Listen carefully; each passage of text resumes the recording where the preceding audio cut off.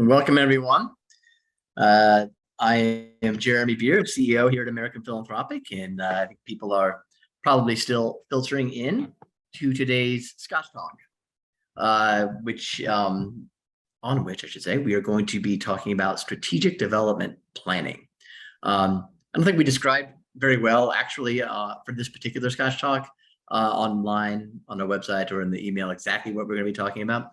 So if you're here, thanks for joining us for this mystery talk. But it's about strategic development plans, what they are, why you would do one, and how to do one well. Maybe also how to do one poorly. So we're excited to be doing this. Excited that you are here and joining us. And I can see people are still kind of coming in as you arrive. Would love it if you are so inclined. Sorry about the alarm going off behind me now. To tell us who you are in the chat. You don't have to, but we'd love to know who you are. So pop into the chat and tell us who you are and who you're with. And that always helps us also know who we're talking to, and we can kind of guide the conversation in a particular way. Also, if you have questions as we go forward, if you put them on the Q&A, you can put them in the chat. We'll try to see them there. If you put them in the Q&A function at the bottom of your Zoom screen, we'll definitely see them and we'll definitely answer them. And we want your questions because we get tired of just talking to ourselves on these things. At least I get tired. Not that Aaron and Jason, you can hear from them all day long. So we are talking about strategic development plans. I already told you I'm the CEO of American Philanthropic. Aaron Brown is our first panelist. Aaron is a managing consultant with us who runs our new Atlanta-based consulting group, which tells you that he's in Atlanta. Aaron, tell people about yourself a little bit and what you're drinking today. Sure. Yeah. So as Jeremy said, I'm Aaron Brown, managing consultant here in our Southeast group. This is Glenda Fittich. This is very much just kind of a good working man Scotch, right? Yeah. My wife and I and our children live here just north of Atlanta. And we are big Atlanta Braves fans, as you can tell. It's been a very good week for us. Yeah. It certainly has. They don't start till after this wild card round is over. We just realized the games are started today. If anybody follows the baseball playoffs, so one game done. Guardians beat the Rays. Phillies and Cardinals are on now. If you're watching that, you can keep us apprised ourselves. We'd kind of like to know what's happening. Aaron, so I should explain. I always explain this to some people who are new to these Scotch Talks. The idea is it's a casual, late afternoon on the East Coast anyway thing. We have a drink in our hands. We're talking about like fundraising. For me, I'm in Phoenix, as is our next panelist, Jason Lloyd. It's before noon when I poured myself this mezcal, but it is Friday. It's my second 55-hour plus week in a row. So I am going to drink during today's call. And maybe I'll even get punchy by the end of it. We'll see. Jason Lloyd is under the weather, first of all. So he's participating as well as he can in the circumstances. He's a managing consultant for us and leads our Phoenix-based consulting group. Jason, you're just drinking water, correct? I'm just drinking water. If I was in the office today, there is a bottle of bourbon, though. I forget which one. I was going to pour myself a little bit of that, but water today. So we do keep a little bit of booze in the office for emergencies. So I'm sure everybody understands that. All right. Well, we are going to, Jason and Aaron both have significant experience doing strategic development plans, either for clients or as nonprofit leaders themselves. And then I've done a ton of these with clients. So hopefully we can bring some wisdom to you today. We do not have all the answers. We don't pretend to have all the answers. So partly we do these things so we can figure out ourselves, like what we think, what we're unsure of, what we might want to increase our own knowledge of. So a strategic development plan, let's just sort of set the stage. Jason, what are we talking about with the what is a strategic development plan? First of all, let's just start. Yeah, it's taking time to understand if you want to achieve success, it's best to plan. And so strategic development plan is taking the time needed to identify a key goal, landmark goal. What are you trying to achieve? Define what success would look like over the next 3 to 5 years, and then putting together a plan to then accomplish that. Yeah, it's not, maybe I want to ask what it's not too, and what it's not.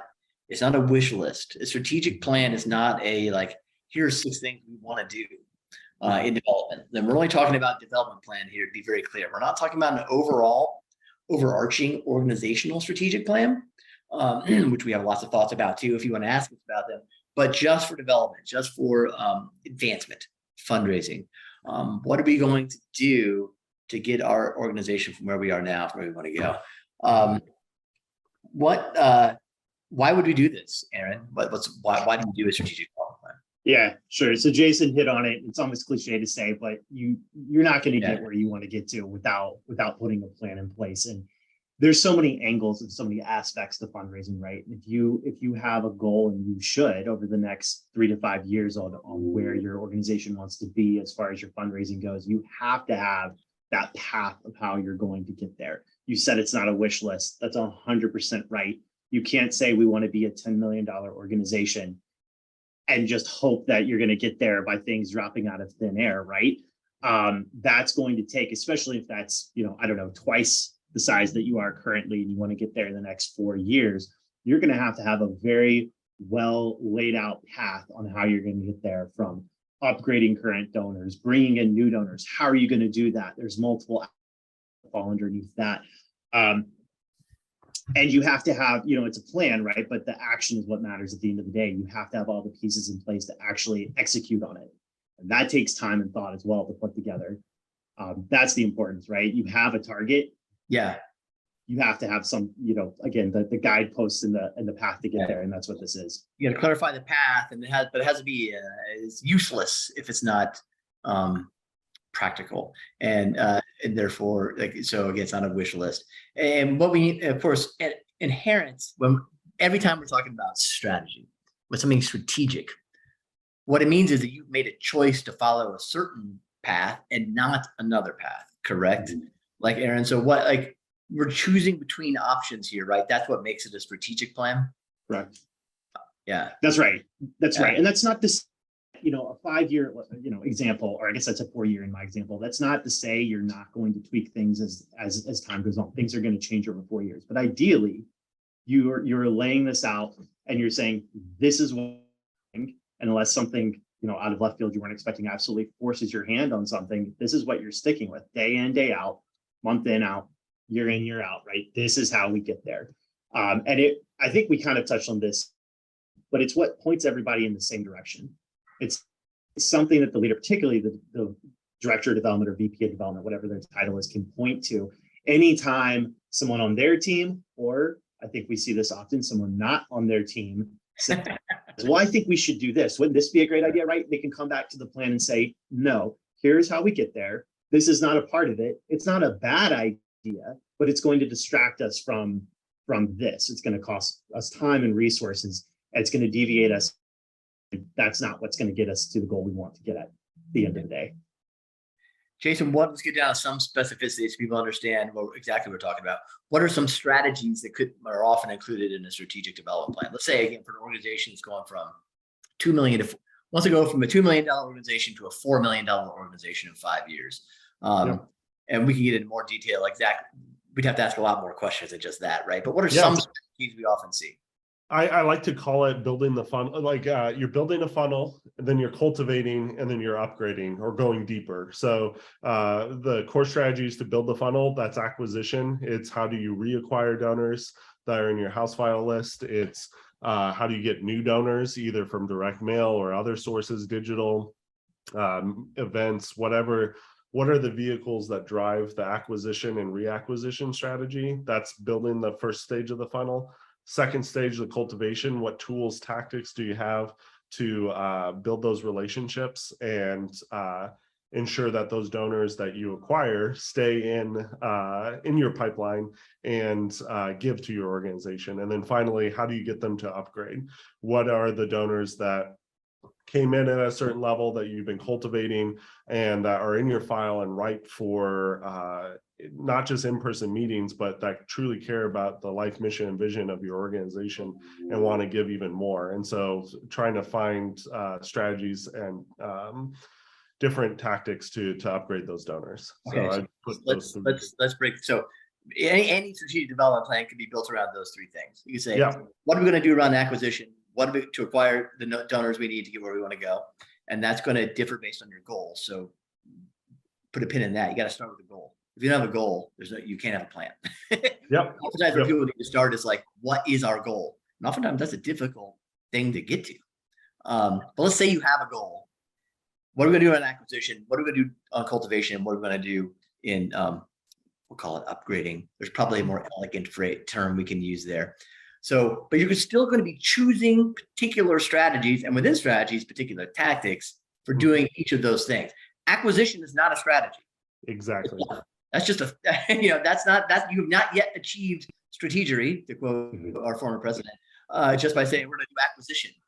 So Aaron, for instance, can you give us an example of sort of different strategies people might undertake under the category of acquisition, let's say? Right. So yeah, I want to emphasize what you're saying. That I love that. Saying we're going to do acquisition that's not a plan. That's a good idea at best, right? So there's various facets to call this and various ways we can go about this. If you're the most obvious one that I think comes to our minds and probably most of y'all's minds, right, is direct. Right. There's this saying, direct mail is dead. It's not. It's alive and well. Every time it's been deemed dead, it is still alive and kicking. It's still it's Frankenstein. Yeah. And even in this day and age, it is still very valuable for most, if not all, organizations. So that's a great way. And there's different aspects of that, right? If you don't have a mail program, it's considering and looking at starting one and what that would look like. If you have one and it's not getting great returns, and that's going to be defined a little bit differently for every organization, but there are certain benchmarks you can hit. It's going back to that and saying, hey guys, I know that we've been taught we do mail, right? But maybe it's not going particularly well. It's going back to retooling that, right? Or it's saying, hey, we're doing mail and it's going well. We now know, because we're putting a plan together, instead of getting, for nice round numbers, 100 new donors each month off of our direct mail program at an average size gift of $50, to hit this goal next year, we need to be averaging 200 donors per month through giving an average gift of $75. That is then going to inform, well, what do we need to accomplish that? We probably need to spend more on direct mail. Do we need to hire more staff internally? Do we need to go outside to get someone to help us with it? All of those things that are going to funnel into just that one aspect you have to consider. You want that laid out in the plan. How are you going to get there? And that's just one example, right? We could also point to if you're an organization that is particularly, this isn't going to be a fit for everyone, but you're well laid out just based on your mission and where you are, where maybe events are a good idea, right? Like, and you've had great success with those and bringing people in from the community, turning them over to a gift officer to cultivate. And same thing, right? We get about an average of 5 people who are interested in giving, right? Every event we hold. Okay, well, we know to hit this 4 million mark in 3 years, we're going to need to start averaging 10 at this size of gift. How do we do that? Do we hold more events? Do we hold bigger events? Do we have more gift officers? We need to cultivate the people that are coming in, because that's the gap. I could go on, but those are just a couple examples, very good right? Examples, I like you a lot. Number one, so you could choose to do more direct mail, or you might say, like, there's somebody on here from a classical school in Idaho. Direct mail acquisition of donors may not be the right sort of strategy for you. That's not going to be part of your strategic plan. That's something you can consider. I'm just going to back up. It seems to me there are 3 structuring questions that inform a plan, and they're very simple. But everything revolves around these: where are we now? Where do we want to go? How are we going to get there? They're all kind of hard to answer, but then you need to work through each of those things. So where are we now question, let me just start there. Jason, what data do we need to have at hand in order to answer that question, the where are we now question? Because as Aaron is implying right now, well, you're starting with some data. For instance, you get 100 donors per month at $50 a pop, through direct mail. What's the kind of data that we need in order to even begin this process? Yeah.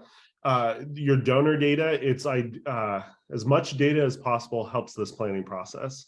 So the data needed, gift date, gifts, what amounts are donors giving, household giving, last gift dates. Hopefully you have historical data. If your organization's been around for many years, you can pull this information and see not just gift dates and gift amounts, but then also if they're giving to specific programs of your organization. Other information, direct mail lists. So if you do direct mail, how did each appeal that you sent out perform? What was the response rate? What was the amount of money returned on it? Other things on the digital side, emails, what's your response rate to emails when you send out email blasts? So it's really just gathering as much information from the donor side as possible on that. Yeah, you're jumping. That's all good. That's even more detailed. I've been thinking like big, but I would start with big picture. So how big many, picture. what number, how many donors do you have? Yep. How much is given to you? So what's the average amount each donor gives to you per year? Yep. And then I will break down that by donor type. And there are, you can get in the weeds here, but individuals, foundations, corporations are the main ones, right? Business. Yep. You might have churches. Yeah. Yep. Different organizations have different types. Those are kind of the main things. You can even break it down further. You could do like how much does a first year donor give to us, in their first year, versus somebody who's a multi-year donor. So you can keep dicing it up. And then to get to what you're saying, I think you're absolutely right. Then if direct mail is going to be part of your strategy, you absolutely have to know all those numbers. What's the your response rate, average, your ROI you're getting on your house file, or call it return on cost. If you got all this data, if you're not at the point where you can get this data, you're not at the point when you could do a good strategic plan. Your next thing is to figure out how to get this data. Aaron? Yeah, Jeremy, I'd make an argument that another big picture number that I think at first it comes across as getting in the weeds, but I would make an argument that it's a big picture number is looking at your retention rates of donors. You absolutely have to have that. Yeah. Particularly if you can break it down by giving amounts. So you can look at it by buckets, but if you see that you 10,000 to 50,000 is quite a range, but for example, say $10,000 to $50,000 donor bucket has a retention rate of 50%. That immediately is going to, that's going to jump out at me, right? And say, okay, this is, and that's the reason I'd argue that that's a big picture thing to look at, because I think those are the kind of just massive gaps that you want to identify quickly and go, okay, before we even start going out and getting new people, we got to keep the ones we have. Well, Aaron, what's a good retention rate? Like what's, you can even do it by bucket if you got that kind of somewhat in your head. But, sure. So and again, I will provide the context that I think it's going to differ a little bit by organization. But I would say for anyone, and I will say typically the further you climb up the ladder, right, the more they're giving. Ideally, the higher retention rate is going to be, right? So when you have people under $100, particularly if they're coming in through mail, you just naturally going to see a higher drop-off rate there. Anything over 50% is pretty good. If you're doing consistent mail, there are certain standouts in the spot where if you're a group that does tons of mail and that's your main source, I hope your retention rate is higher than that, right? But for your kind of average group where mail is that one amongst many sources, 50%, anything at or over that is pretty good. You mean for your overall file for individuals? Overall, for overall under $100, under $100. Yeah. Right. But as you start to go up, if you've got 6-figure donors, like I'm striving, like everyone's striving for 100%, but it's got to be high 90s is what you're aiming for, right? And there, I would argue if someone does drop off from that, it should be because of death. You want to know what the reason is, right? Right? They passed away, something horrendously financial happened, something like that. And there's different ways different organizations break down in between. I gave you kind of the extreme ends. I'm throwing in, there's kind of different thoughts on this, but overall, like I want to see at least 5%. to 80% of retention rate, including the, like, when you average in the under 100. Like, it's hard to grow when you can't keep at least 4/5 of your current donors. Wait, so wait, time out. You're arguing you should achieve an 80% retention rate for your file? I think overall, when you're adding in, I think like 75 to 80. You think it's too high? I think that's insane. You think it's, yeah. you think it's I insane? like if you're weighted on like attitude. major donors, maybe, but if the group is heavy on less than $1,000 donors, I might. Oh yeah. I'm trying to take in, when I throw that number out there, and again, this is a lively discussion. I'm trying to take into account that hopefully you're more lopsided to having high dollar donors. The low dollar donors as a percentage might make up a large part of your house file, but as a dollar amount. Oh, right, you're retaining 75 to 80% of your revenue from donors. Not number of donors. Yeah, I'm sorry. This is what happens when we Scotch talks, everybody. We achieve understanding. So so that's enough. That's an interesting way to look at it. I agree with that. Achieving 75% of your revenue. Yeah, I totally think that's an achievable benefit. This is going to get us to a larger point I want to make. But let me just stay on this micro point for a second. Jason, what do you overall retention rate, just number of donors now, not dollars? Yeah. Number of donors. What would be a good benchmark? Overall, for the whole file, I like to see between 50 and 60%, and it really depends on the sector you're in as well as the mission you're doing. And what that looks like is for your smaller dollar donors, less than 1,000, it might actually dip below 50%. But then your major donors will carry that and be 70, 80, 90%. That's right. Renewals. I think we're all on the same page here, so make sure everybody's. Yep. Oh yeah, I completely. That's on me. I should have specified dollar amount. No, that's great. Over $1,000, just in terms of number of donors, you're over $1,000, 70% or higher retention rate would be really good. I think that's a great thing and you can achievable number for most organizations. 50% or higher for the whole file. Closer you get to 60%, you're killing it. New donor retention rate, Jason.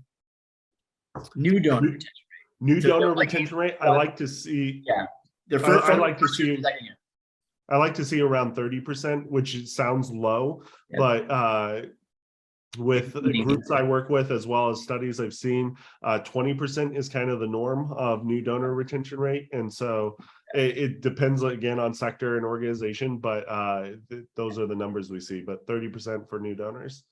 Why is all this important? Well, before I get to that, what you're hearing us say is like there's these benchmarks. So when you're asking where are we now, not only are you gathering all of the relevant data from your own file and getting it all out there. And by the way, there's a great, easy to use free tool, Jason. It is called Fundraising Report Card. Yeah, fundraising report card. It's online. You just Google it; it'll come up. Am I right that it's free, Jason? It was 6 months ago.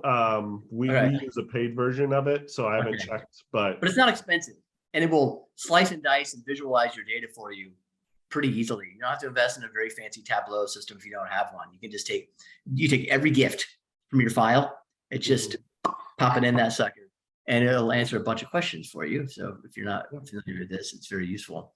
So you have to worry now, but what it doesn't give you, I don't think very well, it's the right benchmarks. And that's where you're going to have to do a little bit of work. I mean, we're sitting here talking because we work in this all day. We have a feel, as you can tell, kind of what's a good benchmark for percentage of revenue retained, percentage of donors retained. I can give you a good benchmark in the percentage of donors over $1,000. If it's more than 10% of your file, that's pretty darn good.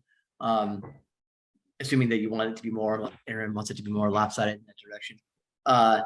But you need a benchmark to know how you're doing. Because where are we weak? Where are we strong? Right? That's a key question in developing your strategy, because you might want to address your weaknesses. You might want to build on your strengths, but you at least need to know where you are. Aaron, do you have any sense of maybe you don't, either one of you guys, what benchmarks can be found? Well, go ahead. I'll let you answer that question. You mean found in the sense of just what we should be looking for? Yeah, good benchmarks. How can I'm with the College Fix here, just to pick on Hope Johnson, who's in the chat here. Where can I find good benchmarks for my organization? It's a good question. I mean, there's studies out there for sure. Jason, I don't know if you have specific names. There's a few different sources. One is, well, first I like to look at historical data. Oh yeah. I would strongly, I don't think we said that, but Right. historical data of your organization is almost more telling than other benchmarks that we might talk about here, especially if you're overperforming. If your retention rate on average is 70%, now there might be, you might want to invest more. Anyways, that goes, you asked what benchmarks. On fundraising report card, there is a tab in there which you can look at sectors that have different performance for acquisition, retention, upgrades, downgrades. They'll give you kind of their view of it. I find that tends to be a little bit low, very low compared to at American Philanthropic. We put out a survey each year that this is the answer I wanted you to get to. Oh, yeah, I would have said that if I knew that's what you were saying. We'll send it to anybody. The survey that we do though is a group of many groups that we work with, some that we don't work with, but it helps capture each of the topics that we're talking about today, each of the data points that we're talking about today. It will analyze what's the average retention rate by giving amounts, what's how many new donors, how many retained donors, that type of information, and so running off of that. Yeah, so we have our own fundraising benchmark report that we'd be happy to send to anybody who's interested. Just let us know. There are two other sources though. That's not just an ad for us, but ours, we break it down by organizational size, because comparing yourself, if you're under $1 million a year, compare yourself to how a $10 million a year organization is doing, isn't very useful. Even more so in sector. So we do report some results by sector. So if you're, human services sector, it can be very different than education sector, right? Or the policy sector. So that's what makes it hard. I think our report is pretty useful for you. Two others you might look at: Next After, one of our strategic partners. They do great stuff, especially in the digital space. They do a lot of research. So nextafter.com has a good benchmarks. And there's a company called M&R. Literally those letters M and R, mrbenchmarks.com. You can look at them too. So we learn a lot from those, but somehow you're going to know how you're doing. Most importantly, I think Jason hits the nail on the head. See how you're doing historically. Are retention rates getting better? Or are they getting worse? Are we getting more foundation grants? Are we getting fewer foundation grants? Is the average corporate gift going up, or is it going down? Like, this is all stuff you need to know. And then you develop a strategy behind all that. So so far we've barely moved along on this whole strategic development plan thing, but like finding out where you are with your own data is really good. And you know what? Here's what I like the most about this, guys. Going through the process tells you where your own weaknesses might be as a development shop, right? If you can't pull the data necessary to find out where you are now, that probably tells you something, right? About what you need to fix. And it can be hard to get to that point, but getting to that point's very important. And then the benchmarks. Okay, so Jason, you find out, you got your data, your benchmarks, kind of a sense of where you are. And let's say you also know where you want to go for previous conversations with the board or the CEO. Who should be involved in a strategic development planning process? Who's in the room? Or I say that metaphorically because it's going to not happen in one day, most likely, but yeah. Yeah.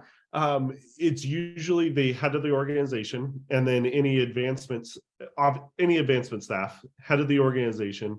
And then if there's anyone from marketing or communications side that would be involved with maybe some of that element of the plan, those three pieces, I would say. Aaron, would you involve board members? Ideally? Possibly. Yeah. I think possibly. Again, I'll put the caveat. I think it depends on the organization. And I think it depends on the involvement of the board members in that organization. I do see some value in it, but I also see some pitfalls too. So I think it really depends on how the board's involved and honestly who sits on it. I think talk about tell me why. So I think the idea, and again, this is going to differ, but I think that the board is there to advise. They also want to be informed, but I don't think they should necessarily be the main drivers of your development plan, because they are not very intentionally in the weeds every day. Yeah. I think for some organization, it makes sense for them to have buy-in on what the ultimate goal is, since they do sit on the board and are responsible for its ultimate direction. From that vantage point, they're most likely, hopefully, donors to the organization as well, hopefully large donors to the organization. So I think seeking advice and seeking some kind of buy-in on ultimate goal is perfectly fine and ideal in a lot of situations. But because they are not the ones who are doing the day in and day out job of fundraising, I am hesitant in a lot of situations to have them there every step of the way in the planning. Yeah, I think you're coming from a good place there. Sort of, we don't want to over involve the board. Sometimes your board may ask to be involved or request to be involved, and you're just you'll have to do that. Yeah. And hopefully they'll be bringing something to the table, but it might be a bit of a red flag, especially if you're a somewhat larger organization, to have the board too heavily involved in this. Either they don't trust the staff, or maybe the staff is given reason to not be trusted. There could be good, healthy reasons too, I suppose. I mean, there's development committees. Maybe the chair of your development committee is involved, but generally speaking, I would imagine my answer to that is the board should probably be involved in setting the goal, but not necessarily setting the specific strategies for how development is going to achieve that goal. I agree. But I'd love to hear from people what they think. If you have any experience with this with board members. Aaron, one more question for you. I'll just stay with you. Mm-hmm. What about program staff? So Jason mentioned pulling in marketing and comms. What would you say? Hey, should I pull in, my chief program officer or something like that? Yeah, so I do see value in having them be a part of the conversation, because I think what we run into with a lot of places is growth for the sake of growth is a very hard for the development team, right? I want the development team to know the programs team wants to grow as well, because they are ultimately going to have to go back to donors and prospective donors and tell them where they're having an impact, how their money is being spent, et cetera. So I think having them part of the conversation at certain points makes a lot of sense, because ultimately what they're doing is what's going to be pitched at the end of the day. But I would say also kind of in between, maybe a step below what we're talking about with the board, I do want to caution that they are also not the ones at the end of the day who are going out to raise the money. So having the neck deep in conversations about direct mail probably doesn't make any sense, right? But knowing what their plans are and having that run parallel, if we're growing to 4 million from 2 million, what does that look like? How would you use this if we get there? What does that impact look like? Absolutely. I think you want to be having those discussions. And if that's runs parallel to the plan, I think it makes a lot of sense. Yeah. Cool. Jason, how long does this process take?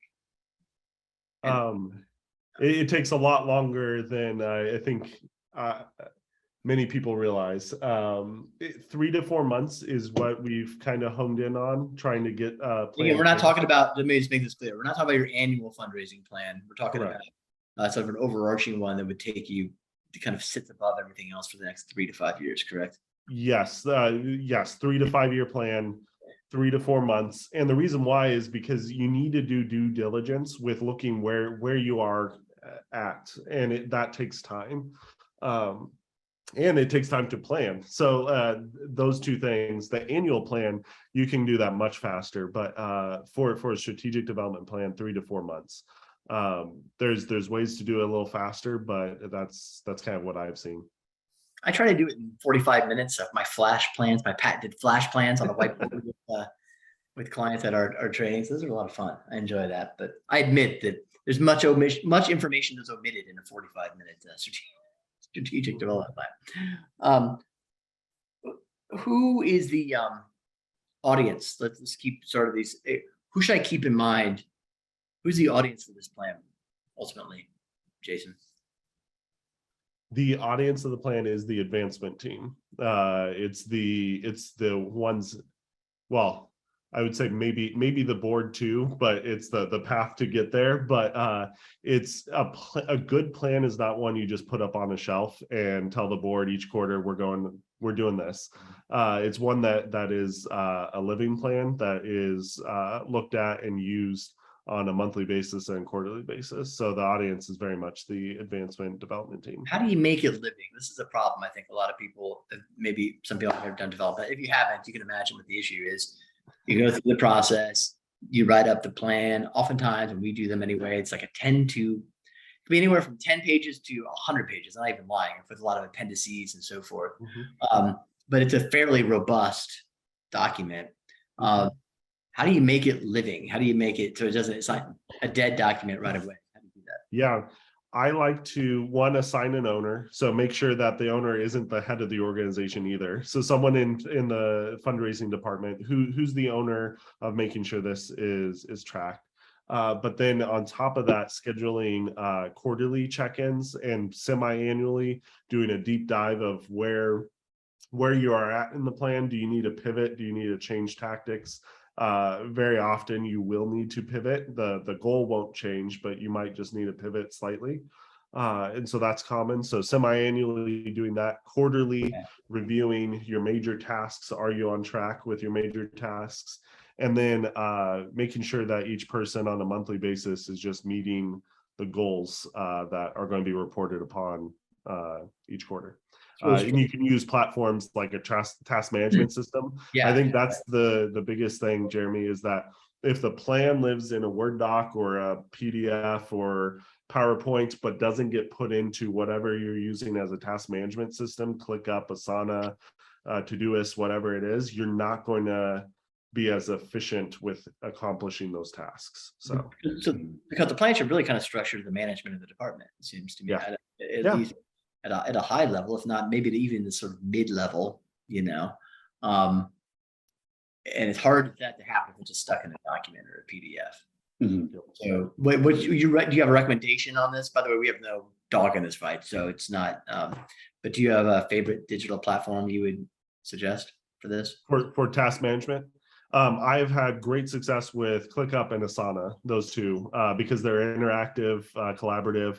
I know colleagues also, Monday.com, I think, is another one that several have used. I just haven't used it much. Used it a little bit, but those two. We're in the midst of moving everyone to ClickUp. So it used to be the Wild West here at Anvil, where you could do whatever you want to manage your task or project. And maybe that's the best way to do it. I thought of it as sort of spontaneous order, Aaron. I know you understand that. That's right. But others, the state is coming down on us now and making us all go into this, centralizing and homogenizing thing. As these states.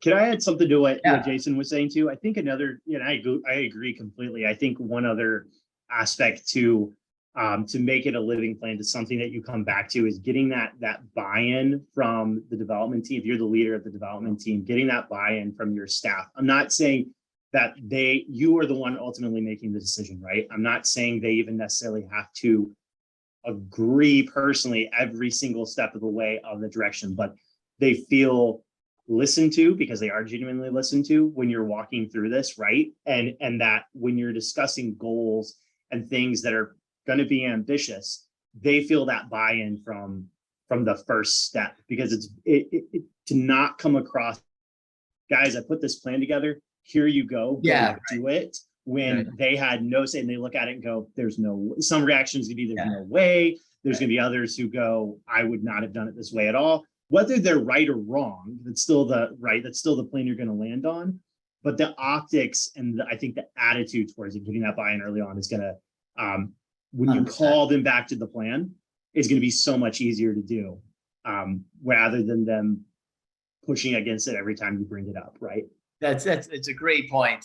That the point of involving as many people as you can in a useful is so that not just the reason there's buy-in is because people see the thought process that happens in the final plan, and they see you discussed various options. They see the math that was on the board that dictated certain goals, sub-goals in light of the overall goal. If you see all that happen, then your questions are answered. Whereas if something lands on your desk, like, well, how did we even get here? What is this? And exactly. So that's a really good point. I think something really to emphasize, that we can cut that corner easily because we want to get something done. But oftentimes it's better to take longer and involve more people, the right people. And there's a limit to this, right? But certainly like your internal staff, I would think. I'm gonna say one other thing about all this. I really want to emphasize, at least from my perspective, is that there's sort of a mathematical framework on which a good strategic development plan sort of hangs. There's sort of, you're not going to go from, for instance, we go from 2 million to 4 million. With 2 million, we have 1,000 donors. So obviously they're average giving us $2,000 a year. That's why we're at $2 million, right? We're not going to go to 4 million with, what did I just say, 1,000 donors? We're not going to go to $4 million a year with 1,000 donors. We're not going to just double the average of annual giving for our donors, most likely, unless you have a heck of a plan, some great tactic in your plan. That's just the math. You got to kind of do that kind of math to make sure this all makes sense. You know, you can, sure, can you push up $2,000, push all the way? By the way, already would be high. Most people are going to have an average of somewhere between $500 and $1,000 per household per year giving to them. But yeah, the math kind of checks you. We're not going to go, let's build a strategy around foundations. That's going to be significant. We have 10 foundations supporting us now, collectively giving us $500,000. Later, we're not going to have 10 foundations giving us $5 million. It just, that's historically, that's not how it's worked for you. It's probably not how it's going to work for you, therefore, in the future. Yes, see what I'm saying? Like, do you run into this with leaders who think, Yeah, they don't think in terms of just the basic math of development? Yeah. So I think that's a really important point, right? And I think that's one of the main purposes this plan can serve, is to prevent you from doing that and prevent what we talk about colloquially internally at our offices as whale hunting, right? The temptation to say, we're gonna go from 4 million to 2 million. And the way we're gonna do that is go find this one donor who's gonna give us $2 million. Right. That technically is a plan. It's not a very good one, but that is technically a plan, right? This prevents you from that. This is exactly what we're talking about. Right? It paints a realistic, mathematically based path forward that prevents that temptation. And I would say when we talk about coming back to the plan and getting that buy-in, it reduces, if not eliminates, that temptation to go down that path of whale hunting. I'm not saying you shouldn't seek out seven-figure donors necessarily. I'm just saying don't put all your eggs in that one basket. And this plan gives you those other baskets to ensure that you're not doing that. Jason, talk about a little bit about that math. We do this a lot with people. Like, hey, you want to go from 50 major donors, let's say, to 100. So you need more giving you. Talk about how we work backwards from that in terms of how many prospects you need, how many meetings, and so forth.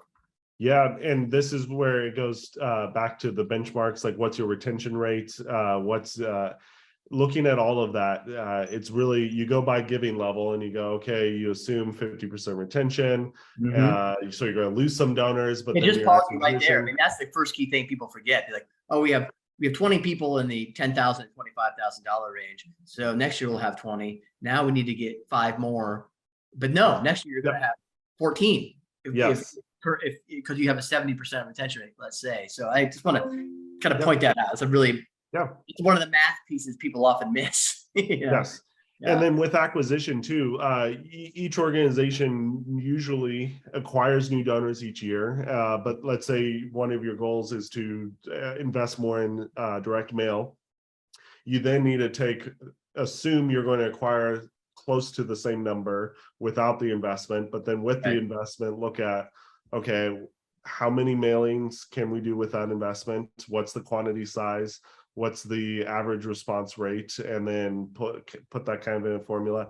It's not perfect, but it at least puts you in the ballpark, and it will help you see what those annual benchmarks are for each year. And so first year, if your goal from 1,000, if your goal is to go from 1,000 to whatever in 4 years, and the first year was supposed to be 1,500, you finish the first year and you're on track, that's great. But if you're not on track, that's when you need to look and go, okay, what were we right with? What were we wrong with? And there's usually a lot of stuff with both of those. Just for the good of the order, Aaron, you do a lot of major gifts work. How many cold major gifts prospects do I need per closed major gift. Let's say $10,000 and above was our major gift. Do you have a sense of that? Yeah. So this one really I found out of all the numbers that vary wildly, I would definitely put this in the category based on what the organization is, whether you're like a faith-based organization versus, it's just, I think it really depends on what you're pitching, because how big your brand is out there in the world, how big your brand is, right? And what is truly, when we say cold, what do we mean, right, as cold? But when we're talking about going out and finding folks who are, we know they're aligned, whether we're, they share the same faith, or they're of the same policy beliefs, or they are an alum of our school, or whatever it is that makes them aligned, and they have capacity to give over $1,000. Again, it varies, but I would say, like, honestly, I'm going to go pretty high on this. I'm talking like probably 10 to 1. Now, again, that's going to depend on what we talk about truly cold. Right.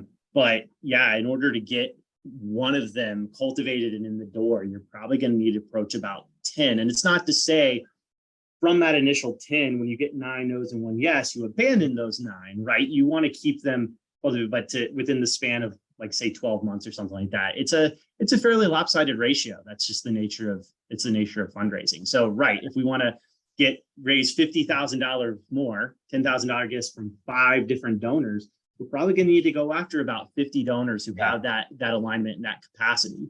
Yeah, I know that's exactly what I wanted you to get to and say, because when we bring that kind of realism to our planning process with clients, that's often the shock moment. It's like, oh my gosh, I thought it's 10, 8. Right. No, right. It's way more than you think, because it's number, and we're talking about totally, again, as Aaron's saying, like, well, it could be event attendees, people who are already on our list. That ratio shrinks because they're warmer, right? They've interacted with you somehow. But we're talking really cold. It could be a very big ratio, which means there's a lot of prospecting work that needs to get done. And so you kind of, what we like to put in our plans is, how many prospects do you need to get to achieve the final number? And how many meetings do you need to get with those prospects to achieve the final number? The number of meetings is smaller than the number of prospects, but larger than the number of donors that you're trying to acquire in a particular area. And I just like, on our plans, really aiming at process stuff. It's like baseball. I know Aaron and I are big baseball fans, right? Like, a good hitter focuses on process, right? And if you're getting the barrel, the barrel rate you're looking for, the exit velocity you're looking for, it doesn't really matter if they go for hits or if they're a line drive to the shortstop. The process is right, and eventually the results will be there. Right. It's the same way in development. If you're doing the prospect, if you're getting the meetings, ultimately the results will be there. Now, if you're not, maybe you're doing your meetings, right? Well, but I like to use, one of my favorite movies of all time, right? Moneyball. Like, I don't care how you get on base. The goal is just to get on base, right? Because I know if I can get you there, increase the odds of actually scoring. Right. So again, to go back to the analogy, you swing in for the fences every single time. Yeah. Aaron, okay. You're going to hit a few home runs, but I was making a Moneyball analogy about getting on base. Yeah.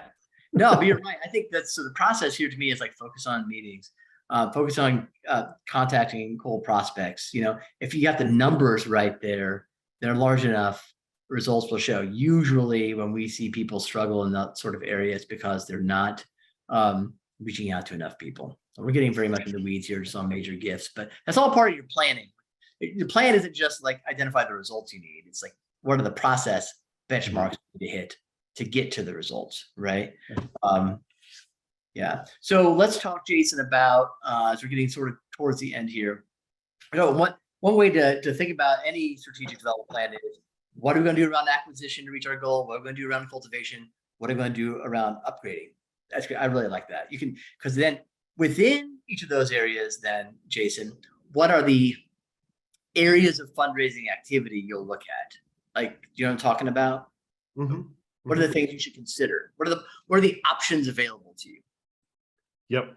And it's there's your go-tos. So for like cultivation, or for upgrades, it's donor clubs, it's messaging for cultivation on the cultivation side. There's some out of the box thinking that you can also do on the cultivation side. Is like, what does your group do? Does your group table at various events around wherever you're located? what's is there house events you can do with your donors? Is there what are the key drivers of those? So it's kind of looking at what have you done and performed well and do more of it, and then what can you add new to that. And so on the cultivation side, making sure your messaging is spot on, that donors know how to what you do and how you do it. Oftentimes I think organizations sometimes struggle with that. And then on the upgrade side, it's bringing them into the life mission and vision. Yeah, but what do you do? So donor clubs you mentioned, like what are other upgrade things, for instance, like you would might build a strategy around or tactics around, I should say. Yeah. Events. What type of events are you going to host? Is it going to be a fundraising gala each year? Does your organization have a fundraising gala? And what's the fundraising goals underneath that? Do you do house parties? So what number of house parties are you going to do? Explain what a house party is. That sounds like something different than I think you mean by fair point. What I mean by a house party, I mean smaller, intimate gathering of 10 to 20 people that gather around a meal and talk about you can present about the work that you're doing, and it's very good for cultivation, and it helps. An ask wouldn't necessarily be made at one of these events, but it's great for donors to see other donors and get to know other donors of your organization. And then an ask can be made outside of that. And so it's a good opportunity to bring others together and just to deepen that relationship. So yeah, maybe there's a better phrase. So, but that point is like, okay, so of within acquisition, cultivation, and upgrading, you should have a strategy or tactics, depending, around, or think about anyway, is there a direct response strategy on this area, right? Is there a major gift strategy? Is there a foundation strategy? Is there a corporation strategy? Is there an event strategy? Is there a, am I missing anything there? Planned giving, we didn't really talk about planned giving today, but that was a huge one. So yeah. Jeremy, can I add a little bit to what Jason is saying? And this is maybe a little bit bigger picture than what you were asking, but maybe this is a little up for discussion. But I think a lot of the times what we find when we see these plans with organizations that we work with is that it is not the case that they're trying to go from 2 million to 4 million. And they are just clicking on all cylinders at the 2 million and have to come up with these wild out of left field ideas on how they're going to get to 4 million, right? What I think very often find is that you're at 2 million and the retention rates are not even at benchmark, right? You're losing donors left and right. You can't bring them back. You start analyzing the things we talked about and you find, oh, we don't have near enough prospects in our acquisition funnel. We're not doing enough meetings. It's going back to the basics. And I think 99 times out of 100, what we find is going back to the basics and improving on those is what actually takes organizations to where they want to go and that's what the plan is. Not we're perfect. How do we come up with some crazy wild idea, right? The ice bucket challenge, right? I totally agree. Right. But I'm gonna go the other way though. So I agree with all that. But let's say you are fairly well doing on the basics. One strategy might across all those things is like, is it time for us to do a campaign of some kind? We haven't even talked about that. So and that's a whole other discussion we'll have to leave on the table a little bit here, but like there's obviously capital campaigns. But we've kind of been loading the dice here saying we're implicitly talking about annual fund, right? We're essentially, we're talking annual fund, but maybe there's what our colleague Chris Cudmire calls a mission campaign. Maybe there's a special campaign associated with your 25th anniversary, your 10th anniversary, your 50th anniversary, whatever you can make up that makes sense, right? That's around just building a larger annual support for your mission. So there are some. That's not crazy. I don't think that calls your bucket of crazy things you can do, Aaron, but there are some special things sometimes you can do. Oh, absolutely. We want to use those. And I think that's going back to the basics again, I think that's the thing. If you're putting together a 3 to 5 year plan and your 20th anniversary as an organization lands on that 4th year, that's got to be baked into that. And I think not just in a sense we're going to do something, but like in a very practical way, what does that mean? We're hosting we're going to go to our largest donors, or maybe all our donors, and specific gift. We're going to put out some kind of, we should probably be doing planned giving every year, but we're going to do something particularly like absolutely. But that's the point, right? It's got to be built in and get through. Yeah, it's got to be built up before we get there. Yeah, on the back of the basics. I have a question in the chat from someone asked about ROI on different types of events. So it's a really good question. I don't know if we have ROI metrics in our own study, but let me give you some context. Joanne Peters, who asked that question. Generally speaking, the ROI on a development hour, okay, an hour of development time in your organization ranges from somewhere around, for the very smallest organizations who don't have a lot of momentum yet or just getting started, 3 to 5x to 300 to 500% on that dollar comes back, to for large organizations with a lot of momentum and brand awareness, et cetera, up to like 20x. So a way I would evaluate your events is where are they on that continuum? Because say you're a $2 million organization, you might be expecting a 7 to 10 ROI on every development hour. Okay, so or another way to put that is every dollar you spend on development, you should get $7 to $10 back as an organization, probably when you're at that size. If an event's doing worse than that, there may be a better way to spend that dollar. It's just something to consider. We see so many organizations, at least at the gala level. I like what Jason was saying about the house stuff, pretty simple to throw together, not very expensive, usually paid for by the host. Lots of different ways you can do it, That's not hard. Galas are hard. And oftentimes, too often, we see people spend 200 grand on a gala and get 300 grand back. Maybe they get 500 grand back. And Jeremy, of the 300 that they got, they probably would get that 300 if they didn't spend 200. Essentially, COVID just provided us with a test case on this, right? Could people get gala-like results without doing a gala? And by and large, Aaron, I'd be interested in what you guys think on this. By and large, what I saw from our clients was the answer was yes. No, I agree. Now, I do like to make a differentiation between events that are there specifically to, like, you are making asks at the event. It's a maybe, and this is much more maybe campaign side, right, where you're paying per plate or something like that. That is a little bit different than hosting a gala where there is no ask there, but you're inviting your top donors to come, right? And there is long-term kind of trailing effects of cultivation, right? But I agree completely that can you achieve those that same effect without hosting that? Maybe / probably. I think it depends. I also understand where hosting something like that can be important to the brand of the organization. There's other aspects that go outside of just strict solicitation. So I get that.